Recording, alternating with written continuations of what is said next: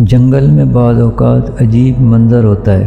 جنگل کے سب سے بے بہکل جانور ہاتھی پر سب سے پستہ کامل کتوں چیوا ہوا کا گروہ بھونک رہا ہوتا ہے، لیکن ہاتھی کے کان پر جوں بھی نہیں رینگتی۔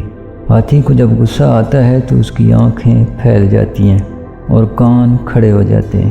اس وقت 4-5 ٹن کا یہ ہاتھی کسی کو بھی سونڈ میں لپیٹ سکتا ہے یا اپنے بھاری بھرکم قدموں تلے روند سکتا ہے، لیکن چیوا ہوا بھلے بھونک بھونک کر آسمان سر پہ اٹھا لیں، ہاتھی کو غصہ نہیں آتا، کیونکہ اسے پتہ ہے ان پر غصہ نکالنے میں عزت نہیں، اور چیوا ہوا سے ہاتھی کی عزت کی توقع رکھنا نری حماقت ہی ہوگی۔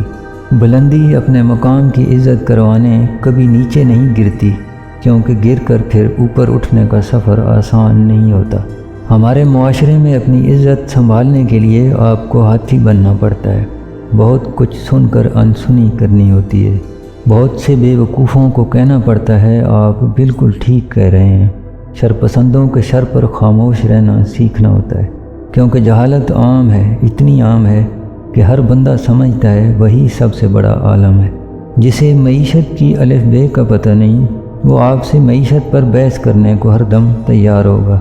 جسے دین پر تحقیق نہیں، وہ سنی سنائی پر آپ کے اوپر فتویٰ ٹھوک دینے کو بے تاب ہوگا۔ اپنی عصبیت اور بغض کو سیاست اور اپنی نفرت کو نظریہ سمجھنے والے اس ہجوم میں بھلے آپ ہاتھی ہی کیوں نہ ہوں، آپ نے بھونکنے پر سر اٹھانے سے پرہیز کا ہنر سیکھنا ہوگا، تب ہی آپ اپنی عزت اور مقام بچا پائیں گے۔